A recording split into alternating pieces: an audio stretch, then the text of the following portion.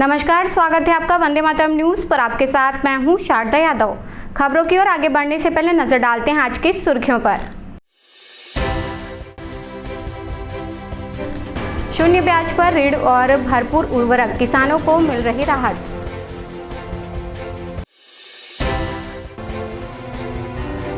World snack day पर छात्रों को किया गया जागरूक।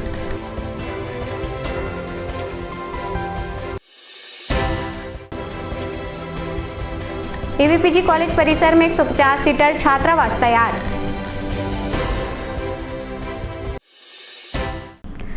अब खबरें विस्तार से। वर्षा प्रारंभ होते ही जिले में कृषि कार्य जोरों पर है। इस बार मौसम की अनुकूलता को देखते हुए कृषि विशेषज्ञों ने अच्छी फसल की उम्मीद जताई है। किसानों को सहकारी समितियों के माध्यम से 0% ब्याज पर कृषि ऋण, बीज और उर्वरक वितरित किए जा रहे हैं।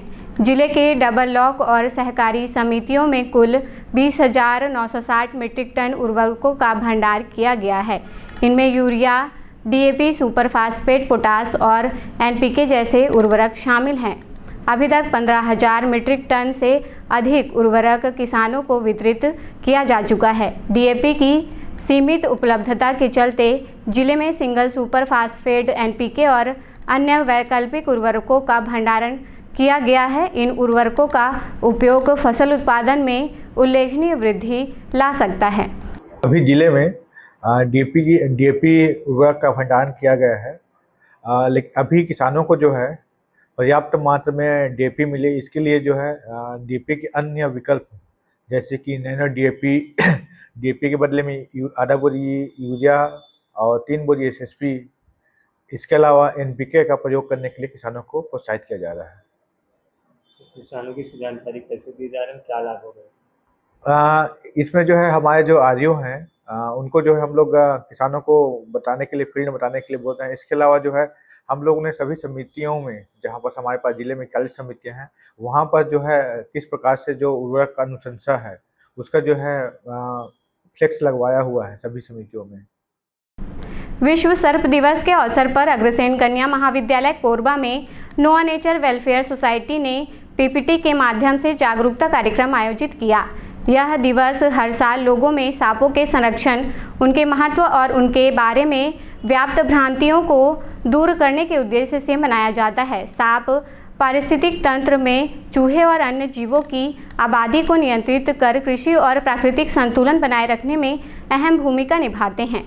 इस जागरूकता कार्यक्रम में महाविद्यालय के बीए, बीकॉम, बीएससी, जूलॉजी और बीएड के 200 से अधिक छात्राओं ने भाग लिया। कार्यक्रम के दौरान छात्राओं में सांपों को लेकर काफ़ी उत्सुकता देखने को मिली। उन्होंने सांपों से जुड़े कई प्रश्न पूछे, जिनके रोचक और वैज्ञानिक उत्तरों ने सभी को रोमांचित कर दिया। इस अवसर पर जितेंद्र सारथी ने विषैले और गैर विषैले सांपों की पहचान, सर्पदंश की स्थिति में प्राथमिक उपचार और सर्पदंश से बचाव के उपायों की जानकारी दी। ये साइटोटॉक्सिन, न्यूरोटॉक्सिन और हीमोटॉक्सिन, ये तीनों अलग अलग वेनम हैं और तीन जो साइटोटॉक्सिन है वो दोनों में कॉमन होता है। आपका न्यूरोटॉक्सिन और हीमोटॉक्सिन में जो साइटोटॉक्सिन है ये बहुत घातक है, क्योंकि ये आपके टिश्यू, ऑर्गन, ये सबको डैमेज करता है। और जैसे कि ये देख सकते हैं आप, आज वर्ल्ड स्नेक डे पर कोरबा ज़िले के हमारे डीएफओ और नोआ जो आज पूरे ज़िले में स्नेक स्केचिंग और अवेयरनेस से रिलेटेड कई प्रोग्राम चल रहे हैं, उसी के अंतर्गत आज अग्रसेन कन्या महाविद्यालय कोरबा में संयुक्त तत्वाधान में यह आयोजन बच्चों के अवेयरनेस प्रोग्राम से रिलेटेड, बच्चों को सांपों से रिलेटेड जानकारी, पारिस्थितिक तंत्र में उनका बैलेंस किस तरह से किया जाए और पर्यावरण संरक्षण में किस तरह से उनका योगदान है, आज इसी विषय पर एक कार्यशाला का आयोजन सफलतापूर्वक किया गया, जिसके लिए मैं कोरबा डीएफओ और हमारे अग्रसेन कन्या महाविद्यालय के मैनेजमेंट सबका बहुत बहुत दिल से धन्यवाद देता हूँ। आज हमारे महाविद्यालय में स्नेक बाइट अवेयरनेस पर बहुत सुंदर कार्यक्रम हुआ। आज क्योंकि वर्ल्ड स्नेक डे है और सांप जैसी विलुप्त होती प्रजाति के संरक्षण के लिए और उनके इकोसिस्टम में उनके रोल के बारे में आज कार्यक्रम रखा गया। इस पर विस्तृत जानकारी पीपीटी के माध्यम से दी गई और NEP 2020 में ये बार बार जोर दिया जा रहा है कि शिक्षा को किताबों से निकालकर वास्तविकता से जोड़े और उसी संदर्भ में आज हमारे महाविद्यालय में सर्प दंशन जागरूकता पर सेमिनार रखा गया, जिस पर बहुत अधिक संख्या में बच्चों की उपस्थिति रही और उनके द्वारा बहुत ही प्रश्न पूछे गए जिनके जवाब पाकर बच्चे बहुत ही खुश हुए। 16 जुलाई 2025 को हमारे कॉलेज में वन विभाग से स्नेक रेस्क्यू वाले लोग आए थे। तो आज स्नेक रेस्क्यू कैसे किया जाता है, स्नेक बाइट हो जाए तो उसके उपचार के लिए क्या ट्रीटमेंट किया जाता है और उनका आइडेंटिफिकेशन को बताया गया है और अवेयर किया गया है स्नेक बाइट होने से। Thank you. आज वर्ल्ड स्नेक डे पे सर्वप्रथम मैं पूरे कोरबा जिले वासियों को बहुत बहुत बधाई देना चाहूँगा। साथ ही हमारे आज अग्रसेन कॉलेज पे वर्ल्ड स्नेक डे पे एक दिवसीय कार्यक्रम रखा गया, जिसमें यहाँ के प्रिंसिपल मिस्टर मनोज सर और साथ ही यहाँ के जो फैकल्टीज़ थे उनके साथ हमने एक PPT के माध्यम से सांपों के विषय पे, साथ ही साथ सांपों के आइडेंटिफाई के साथ उसके साथ सांप के सर्पदंश हो जाने पर हमको क्या करना है, इस विषय पे बच्चों को हमने अच्छी जानकारी देने का प्रयास किया। निश्चित तौर पे इन बच्चों को ये लाइफ टाइम जो जानकारी है वो उनको याद रहेगा। साथ ही बच्चे यहाँ काफ़ी ज़्यादा उत्सुक दिखे और उन्होंने लगातार सांपों के विषय में सवाल पूछा, जिसके बिहाफ में हमने उनको सवाल का जवाब दिया और इस तरीके से कार्यक्रम से हमने ये सफल रहा। इसके लिए मैं पूरे मैनेजमेंट को बहुत बहुत धन्यवाद करता हूँ। 16 जुलाई विश्व सर्प दिवस के अवसर पर आत्मानंद स्कूल में एक विशेष स्नैक अवेयरनेस प्रोग्राम का आयोजन किया गया। इस कार्यक्रम का उद्देश्य बच्चों को सांपों के प्रति फैली भ्रांतियों से मुक्त कर वैज्ञानिक दृष्टिकोण से उन्हें सही जानकारी देना था। इस कार्यक्रम का आयोजन वन विभाग और RCRS की संयुक्त पहल पर किया गया। कार्यक्रम में RCRS टीम के प्रमुख अविनाश यादव एवं टीम सदस्य महेश्वर ने बच्चों को सांपों के बारे में उपयोगी जानकारी दी, जैसे कि सांप पर्यावरण के लिए कितने ज़रूरी हैं, कौन कौन से सांप जहरीले होते हैं और ज़्यादातर सांप इंसानों से डरते हैं। लाइव डेमो प्रेजेंटेशन सत्र के जरिए बच्चों ने इस कार्यक्रम में बढ़ चढ़कर भाग लिया। स्कूल के शिक्षकों और प्रबंधन ने RCRS टीम और वन विभाग का आभार व्यक्त किया, साथ ही इस जागरूकता अभियान की सराहना की।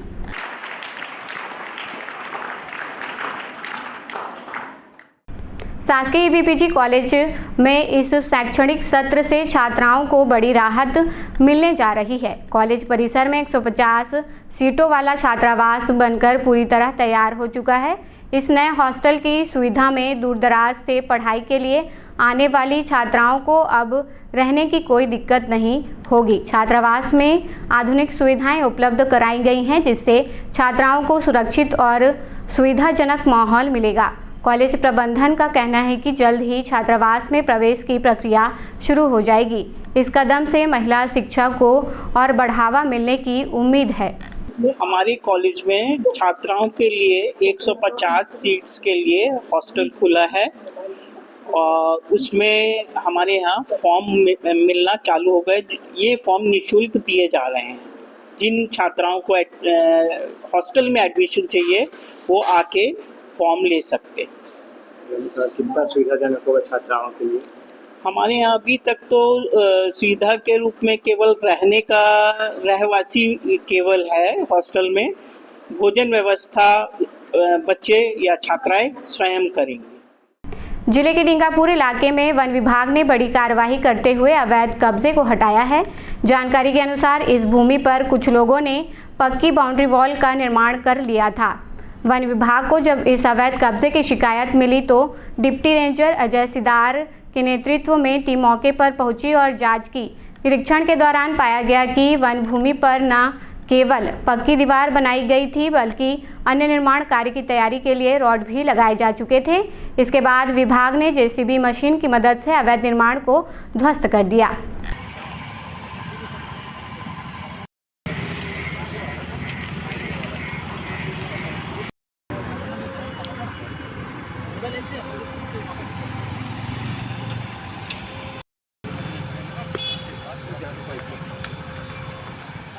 हमको सूचना मिली कि हमारे फॉरेस्ट ज़मीन में अतिक्रमण हुआ है जो सही पाया गया।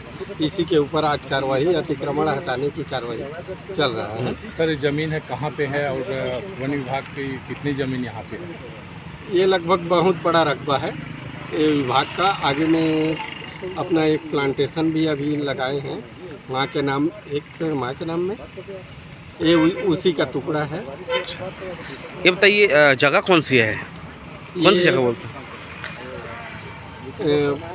989 है, कक्षा क्रमांक 989 डिंगापुर।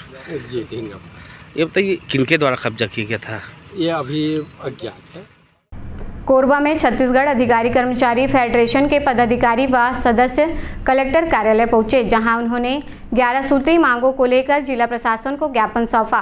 फेडरेशन ने अपनी मांगों को शीघ्र पूरा करने की मांग की, जिनमें सेवा शर्तों में सुधार, नियमितीकरण, पदोन्नति और वेतन विसंगतियों को दूर करने जैसे प्रमुख उद्देश्य शामिल थे। फेडरेशन पदाधिकारियों ने चेतावनी दी कि यदि मांगे समय पर पूरी नहीं हुई तो आंदोलन तेज किया जाएगा। कर्मचारी अधिकारी फेडरेशन जिंदाबाद, कर्मचारी अधिकारी फेडरेशन जिंदाबाद। होगी करनी होगी, करनी होगी, मोदी की गारंटी पूरी करनी होगी, करनी होगी, करनी होगी। 11 सूत्री मांग पूरा, मोदी की गारंटी पूरी करनी होगी, करनी होगी, करनी होगी। कर्मचारी अधिकारी फेडरेशन जिंदाबाद।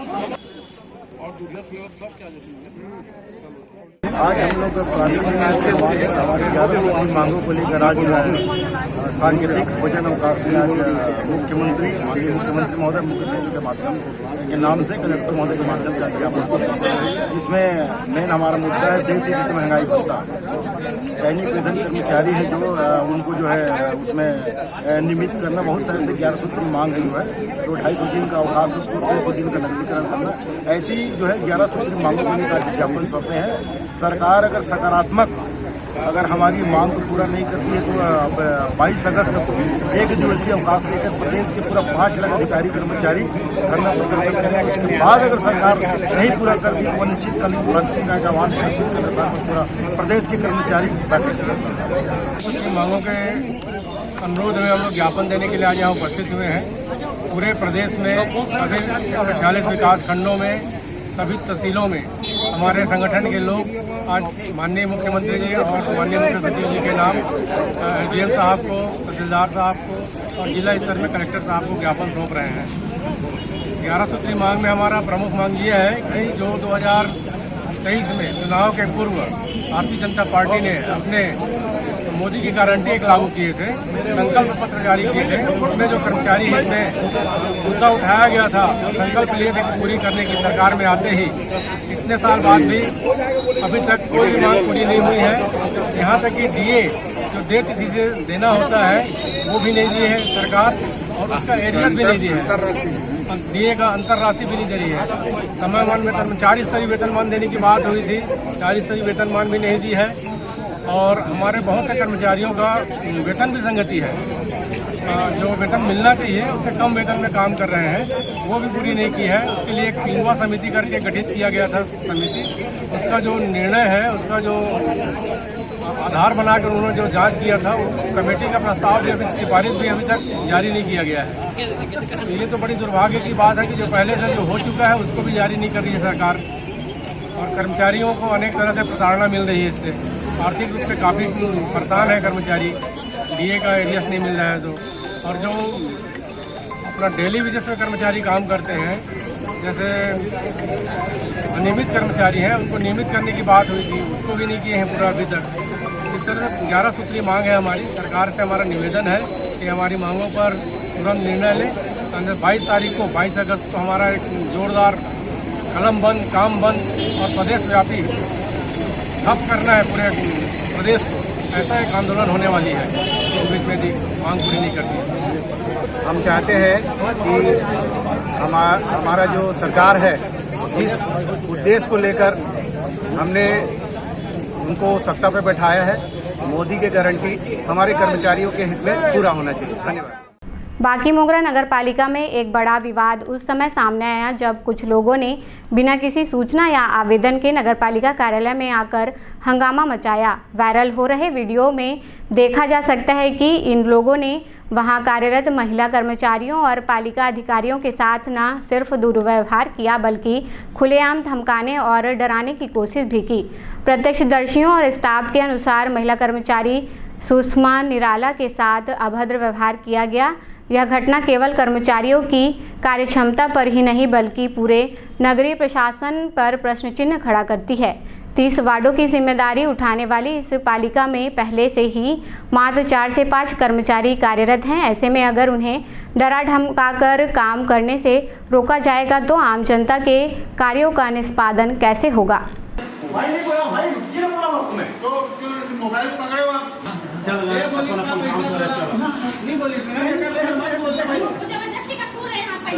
पैसा बोल रहे हैं। मोबाइल नंबर ऐड कराना है।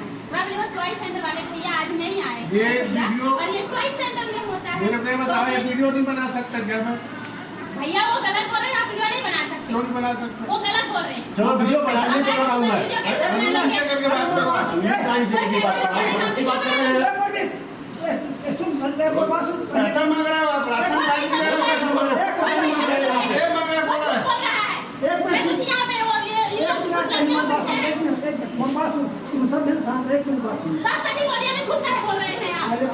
अरे ठीक से बात करो यार।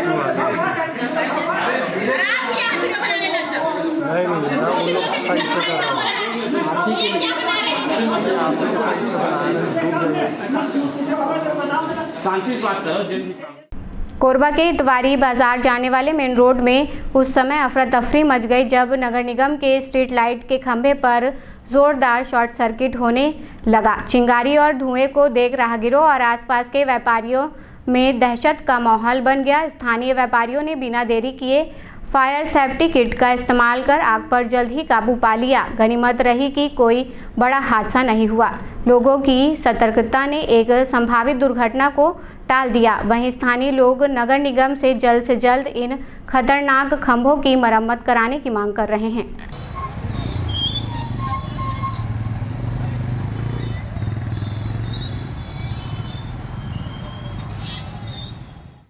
अब वक्त तो चला हमारे खास और ज्ञानवर्धक कार्यक्रम बूझो तो जाने का।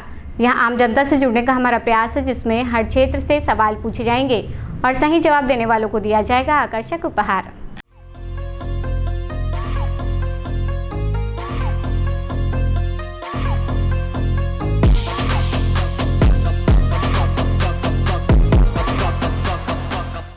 नमस्कार दर्शकों, आप सभी का स्वागत है आपके पसंदीदा कार्यक्रम बूझो तो जाने में।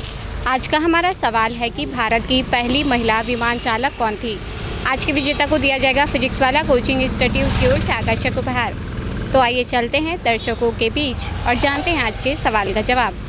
भारत की पहली महिला विमान चालक कौन थी? भारत की पहली महिला विमान चालक पता नहीं। ठीक, कोई बात नहीं, धन्यवाद। भारत की पहली महिला विमान चालक कौन थी? पहली विमान चालक महिला सरोजिनी नायडू जी थे क्या? नहीं सर, गलत जवाब है। कोई बात नहीं, आप कोरबावासियों को मैसेज देना चाहेंगे? बस यही मैसेज दूंगा कि गाड़ी थोड़ा सा ठीक से चलाएं। आजकल एक्सीडेंट बहुत ज़्यादा हो रहा है। बिल्कुल ठीक, धन्यवाद।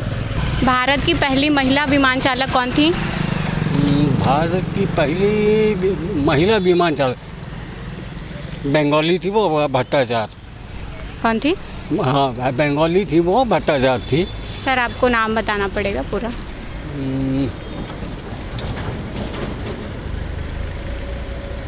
सॉरी, कोई बात नहीं, आप प्रयास कर रहे हैं भाई, काफ़ी हमारे लिए। भारत की पहली महिला विमान चालक कौन थी? ना मुझे ये मालूम नहीं।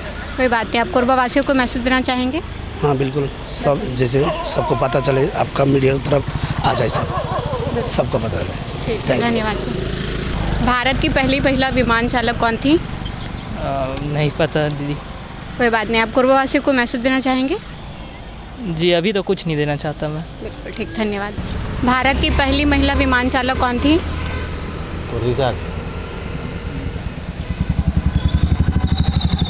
अब वो मूवी बने ना निर्जा वाला। नहीं, वो जानवी कपूर का एक तो मूवी है, वही थी क्या? हम आप नाम बताइए ना। क्या जाने कपूर का मूवी आया था, नाम तो याद नहीं आ रहा है, शायद वो हो सकती है। ठीक, कोई बात नहीं। आप कोरबा वासियों को मैसेज देना चाहेंगे? हाँ, ऐसा तो बाकी सब ठीक है, बस ट्रैफिक का ध्यान रखें, बहुत ज़्यादा एक्सीडेंट हो रहा है। Thank you. भारत की पहली महिला विमान चालक कौन थी? विमान याद नहीं आ रहा है। ठीक, कोई बात नहीं। आप कोरबा वासियों को मैसेज देना चाहेंगे? क्या मैसेज देंगे कोरबा वासियों को? कोई बात नहीं, धन्यवाद। ठीक। भारत की पहली महिला विमान चालक कौन थी? नहीं मालूम। कोई बात नहीं। आप कोरबा वासियों को मैसेज देना चाहेंगे? जी, क्या मैसेज? ठीक, कोई बात नहीं, धन्यवाद। भारत की पहली महिला विमान चालिका कौन थी? हमको नहीं पता, हम यहाँ नहीं रहते। ठीक, कोई बात नहीं, थैंक यू। भारत की पहली महिला विमान चालक कौन थी? भारत की पता नहीं। कोई बात नहीं, ठीक है, थैंक यू। भारत की पहली महिला विमान चालक कौन थी? शगला ठकराल। बिल्कुल सही जवाब दिया है आपने। आपका नाम क्या है? लोकुश तिवारी। आपको दिया जाए फिजिक्स वाला की ओर से आकर्षक उपहार। कैसा लग रहा है जीत के? अच्छा लग रहा है। कोरबा वासियों को मैसेज देना चाहोगे? नहीं। ठीक, कोई बात नहीं, धन्यवाद। आज का हमारा सवाल था कि भारत की पहली महिला विमान चालक कौन थी, जिसका सही जवाब है सरला ठकराल। आज के हमारे विजेता रहे हैं लव कुश, जिन्हें दिया गया है फिजिक्स वाला कोचिंग इंस्टीट्यूट की ओर से आकर्षक उपहार। आज के लिए बस इतना ही। कल फिर मिलते हैं एक नए सवाल और जवाब के साथ। बन रहे वंदे मातरम न्यूज़ के साथ। तब तक है नमस्कार। खबरों का सिलसिला यूं ही जारी रहेगा। देखते रहिए वंदे मातरम न्यूज़। मिलते हैं अगले बुलेटिन में, तब तक के लिए नमस्कार।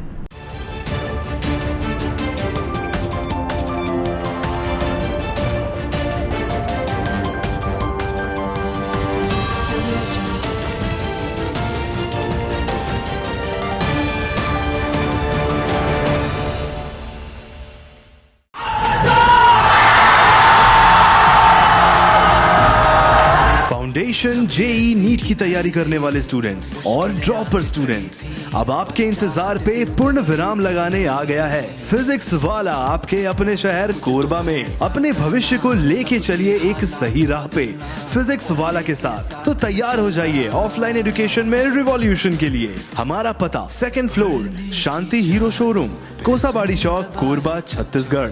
फिजिक्स वाला विद्यापीठ पाठशाला, पढ़ लो चाहे कहीं से, मंजिल मिलेगी यहीं से।